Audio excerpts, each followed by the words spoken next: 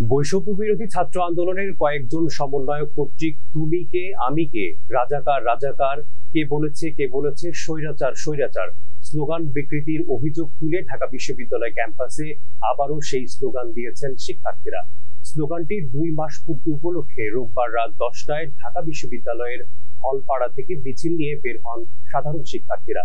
মিছিলটি বিশ্ববিদ্যালয় ক্যাম্পাসের বিভিন্ন সড়ক ঘুরে টিএসসির সন্ত্রাস বিরোধী রাজু ভাস্কর্যের পাদদেশে জমায়েত হন। পরে সেখানে সংক্ষিপ্ত সমাবেশ অনুষ্ঠিত হয়। মিছিলে শিক্ষার্থীরা তুমি কে আমি কে, রাজাকার রাজাকার, কে বলেছে স্বৈরাচার স্বৈরাচার, বিকৃতি চলবে না, সাক্ষী আছে জনতা, চেয়েছিলাম অধিকার হয়ে গেলাম রাজাকার, স্বৈরাচারের বিরুদ্ধে ডাইরেক্ট অ্যাকশন ইত্যাদি স্লোগান দিতে থাকেন। এর আগে কোটা সংস্কার আন্দোলন চলাকালে গত 14 জুলাই এক সাংবাদিকের প্রশ্নের জবাবে সাবেক প্রধানমন্ত্রী শেখ হাসিনা বলেছিলেন, মুক্তিযুদ্ধ ও মুক্তিযোদ্ধাদের বিরুদ্ধে এত ক্ষোভ কেন? মুক্তিযোদ্ধাদের নাতিপুতিরা চাকরি পাবে না, তাহলে কি রাজাকারের নাতিপুতিরা চাকরি পাবে?